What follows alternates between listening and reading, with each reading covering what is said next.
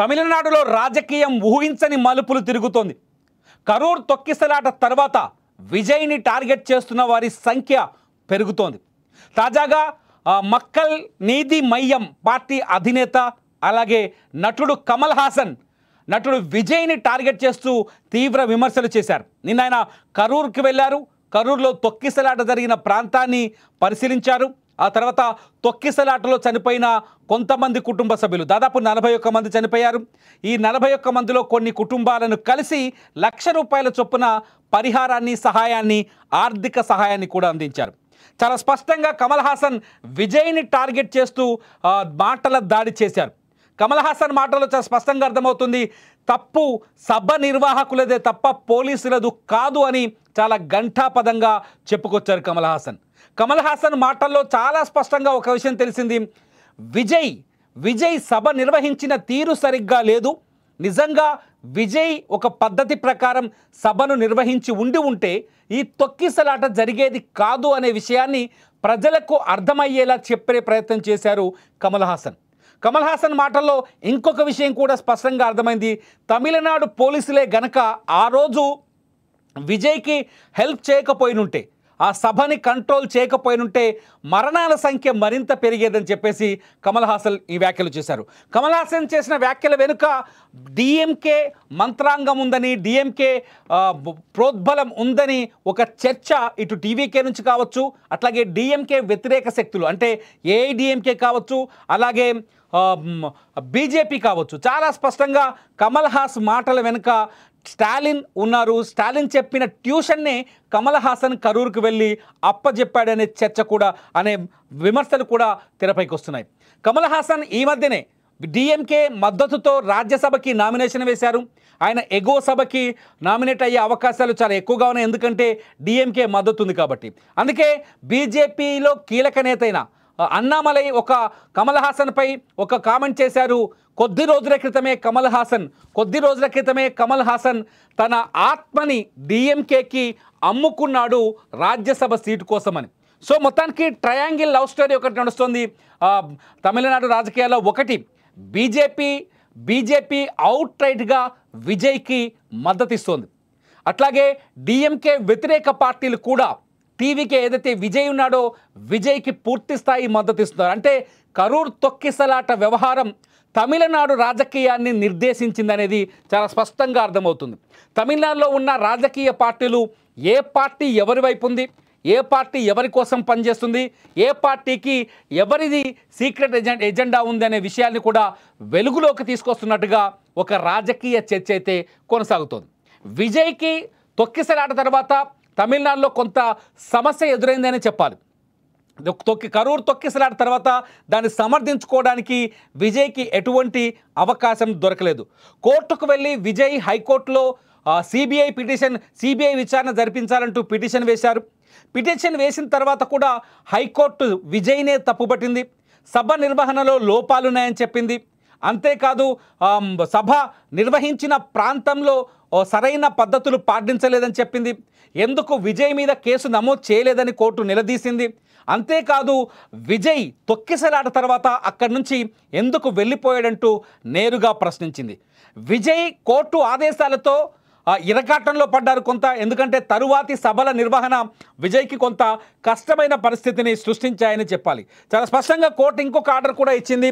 ఏదైతే ఎస్ఓపి లేకుండా హైవేల పైన ఎవరైనా సభలు నిర్వహించాలి అనుకుంటే దానికి ఎస్ఓపి తయారు చేయాలని పోలీసులకు ఆదేశాలు జారీ చేసింది.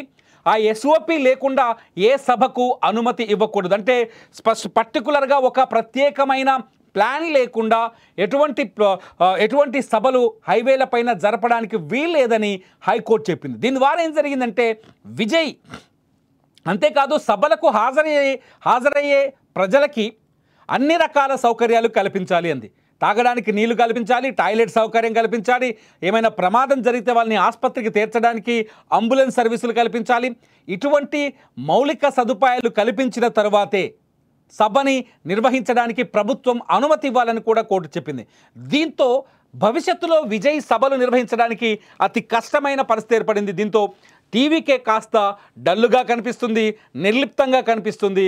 టీవీకే కరూర్ తొక్కిసలాట తర్వాత నెక్స్ట్ ఏం చేయాలో అనే ఆలోచనలో మదన పడుతున్నట్టుగా అర్థమవుతుంది. అయితే టీవీకే ఈ సందర్భంలో డౌన్ అయ్యి కొంత మదన పడుతున్న సమయంలోనే టీవీకేని కరూర్ తొక్కిసలాట కేసులు వెంటాడుతున్నాయి. కరూర్ తొక్కిసలాటలో ఏదైతే కేసులు నమోదయ్యాయో ఇద్దరు వ్యక్తులు వాళ్ళిద్దరూ కోర్టు చుట్టూ బెయిల్ కోసం తిరుగుతున్నారు. అట్ ది సేమ్ టైం తాజాగా విజయ్ ప్రచార రథాన్ని నడిపించిన డ్రైవర్ పైన కూడా పోలీసులు కేసులు పెట్టారు. ఆ డ్రైవర్ 2 బైకుల్ని ఢీకొట్టాడంటూ ఈ ఆరోపణలు చేస్తూ కేసులు నమోదు చేశారు. ఈ పరిణామాలన్నింటి నేపథ్యంలో కమల్ హాసన్ ఈ రాజకీయ సెగని మరింత రైజ్ చేశారు తమిళనాడులో. కమల్ హాసన్ కరూరు వెళ్ళడం, కరూరులో బాధితులను పరామర్శించడం తప్పంతా విజయ్దే అని ఆయన చాలా వ్యూహాత్మకంగా వ్యాఖ్యానించడం. తప్పు విజయ్ వల్లే జరిగింది, విజయ్ సభ నిర్వహించిన తీరు బాలేదు, వాళ్ళ నిర్వహణ తీరు బాలేదు, అందువల్లే తొక్కిసలాట జరిగింది. తొక్కిసలాటలో పోలీసులు లేకపోతే ప్రాణ నష్టం మరింత పెరిగే అవకాశం ఉండేదని విజయ్ని టార్గెట్ చేస్తూ కమల్ హాసన్ వ్యాఖ్యలు చేయడంతో కమల్ హాసన్ వ్యాఖ్యలపై రియాక్ట్ అయిన బీజేపీ విజయ్ని వెనకేసుకొచ్చింది. అన్నామలై చాలా స్పష్టంగా చెప్తున్నారు, కమల్ హాసన్ అమ్ముడు పోయిన నాయకుడు అని. కమల్ హాసన్ని డిఎంకే రాజ్యసభ సీట్ ఇచ్చి కొనుగోలు చేసింది, ఆయన తన ఆత్మని అమ్మేసుకున్నాడని. అందుకనే కమల్ హాసన్ని తమిళనాడు ప్రజలు నమ్మరని, ఆయన ఎటువంటి వ్యాఖ్యలు చేసినా ఎటువంటి స్టేట్మెంట్ ఇచ్చినా తమిళనాడు ప్రజలు నమ్మే స్థితిలో లేరని, ఆ విషయం కమల్ హాసన్ కూడా తెలుసని చెప్పారు. ఎందుకంటే గత ఎన్నికల్లో కమల్ హాసన్ పార్టీని పెట్టినప్పటికీ కూడా తమిళనాడులో ఆయన సాధించింది ఏమీ లేదు అని చాలా స్పష్టంగా అటాక్ చేస్తున్నారు అన్నామలై. ఇటు బీజేపీ మొదటి నుంచి విజయ్ని వెనకేసుకురావడంతో పాటు విజయ్కి అండగా ఉంటామనే భరోసాను కూడా కల్పిస్తోంది. అన్నామలైతో పాటు అన్నామలై ఇప్పటికే కొంత బీజేపీ ప్రతినిధుల్ని టీవీకే అధ్యక్షుడైన విజయ్ దగ్గరికి పంపించినట్టుగా తెలుసు. విజయ్తో చర్చలు జరిపారు. విజయ్ని ఎన్డీఏలో చేరమని వాళ్ళు ఆహ్వానం పంపారు. At the same time NDA టీంని కరూర్కి పంపించి అక్కడ నిజ నిర్ధారణ కూడా ప్రయత్నం చేశారు. అక్కడ సభ నిర్వహణలో విజయ్ అట్లాగే టీవీకే పార్టీ తప్పు లేదు, సభ నిర్వహణ లోపం అంతా ప్రభుత్వం దగ్గరే ఉంది, ప్రభుత్వం సపోర్ట్ చేయలేదు, సహకారం అందించలేదు, పోలీసులు సహకారం అందించలేదు విజయ్ సభకు అని చెప్పేసి చాలా స్పష్టంగా అన్నామలై మొదటి నుంచి వాదిస్తూ వస్తున్నాడు. At the same time Vijay ఎప్పుడైతే హైకోర్టులో కేసేసాడో సిబిఐ విచారణ జరిపించాలి తొక్కిసలాటపై అని విజయ్ ఎప్పుడైతే కేసేశారో అదే వాయిస్తో బీజేపీ కూడా హైకోర్టులో అప్పుడు కేసేసింది సిబిఐ విచారణ జరిపించాలి. తాజాగా తెలుస్తోంది, తాజాగా అందుతున్న సమాచారం ప్రకారం విజయ్ ఇవాళ సుప్రీంకోర్టు కూడా అంటే టీవీకే సుప్రీంకోర్టు కూడా వెళ్ళినట్టుగా సమాచారం అందుతోంది. ఏదైతే తొక్కిసలాట వ్యవహారం పైన ఇప్పుడు పోలీసు ఏకసభ్య కమిషన్ ఒకటి విచారణ జరుపుతోంది, అట్లాగే పోలీస్ టీం కూడా ఒక విచారణ జరుపుతోంది. ఈ విచారణల నేపథ్యంలో తాజాగా టీవీకే సుప్రీంకోర్టుకి వెళ్ళినట్టుగా తెలుస్తుంది. సుప్రీంకోర్టులో టీవీకే సిబిఐ విచారణ జరిపించాలని అంటే హైకోర్టు ఇచ్చిన తీర్పుని సవాల్ చేస్తూ వాళ్ళు సుప్రీంకోర్టుకి వెళ్ళినట్టుగా లేటెస్ట్గా సమాచారం అందుతుంది. ఈ నేపథ్యంలో విజయ్కి బీజేపీ మద్దతు ఇవ్వడం, విజయ్ వాయిస్ని బీజేపీ వినిపించడం, కమల్ హాసన్ విజయ్ని వ్యతిరేకించడం ఇదంతా చూస్తుంటే చాలా స్పష్టంగా అర్థమవుతుంది. ఒక వర్గం అంటే కాంగ్రెస్ నేపథ్యం వహించే వర్గం, ఒక వర్గం అంటే మొదటి నుంచి డిఎంకే ఇండియా కూటమిలో ఉంది. సో కాంగ్రెస్కి మద్దతు ఇచ్చే పార్టీలన్నీ అంటే డిఎంకేతో సహా కాంగ్రెస్కి మద్దతు ఇచ్చే పార్టీలన్నీ ఒకవైపు, బీజేపీకి మద్దతు ఇచ్చే పార్టీలని మరొక వైపు కనిపిస్తున్నాయి. అయితే ఇంతవరకు టీవీకేకి బీజేపీకి మధ్య ఎటువంటి సయోధ్య కుదరలేదు. టీవీకే చాలా స్పష్టంగా చెప్పింది, పార్టీ ఆవిర్భావం రోజే విజయ్ చాలా స్పష్టంగా చెప్పారు, వచ్చే ఎన్నికల్లో మేము ఒంటరిగానే పోటీ చేస్తాం, ఒంటరిగానే ప్రజల్లోకి వెళ్తామని. ప్రస్తుతానికి కరూర్ సంఘటన జరగడంతో మొత్తానికి వర్టికల్గా చాలా స్పష్టంగా తమిళనాడులో 2 కూటములు అట్లాగే అంటే సపోర్ట్ చేసే నాయకులు, వెనకేసుకొచ్చే పార్టీలు, సపోర్ట్ చేసే పార్టీలు, అట్లాగే ఎవరికి మద్దతు ఇస్తున్నారనే విషయాలు తేలిపోయాయి. చాలా స్పష్టంగా ఇవి 2026లో జరగబోయే ఎన్నికలకి ఒక పాత్ని క్రియేట్ చేశాయి. ఈ ఎన్నికల హీట్ని ఇప్పుడే రైజ్ చేశాయి. మొత్తంగా ప్రస్తుతానికి విజయ్ సమస్యల్లో ఉన్నాడు.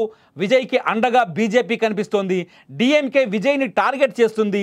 డిఎంకేకి మద్దతుగా కమల్ హాసన్ కనిపిస్తున్నారు. ఇవాటి వరకు చూస్తే కమల్ హాసన్ వర్సెస్ విజయ్ అనే పంచాయతీ తమిళనాడులో హాట్ టాపిక్గా ఉంది. మీరేమనుకుంటున్నారు? విజయ్ని కక్షపూరితంగా కుట్రపూరితంగానే టార్గెట్ చేస్తున్నారా? విజయ్ అధికారంలోకి వస్తాడనే భయం స్టాలిన్కి ఉందని మీరు అనుకుంటున్నారా? విజయ్ అధికారంలోకి వస్తే తమకు ఉపయోగపడతారని బీజేపీ కూడా విజయ్ వైపు గొంతు వినిపిస్తుందా?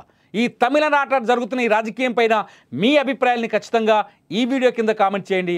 మీ అభిప్రాయాలపైన మరొక వీడియో చేయడానికి నేను ప్రయత్నిస్తాను. చూస్తూనే ఉండండి సుమన్ టీవీ డిజిటల్ లైవ్, అట్లాగే సుమన్ టీవీ లైవ్.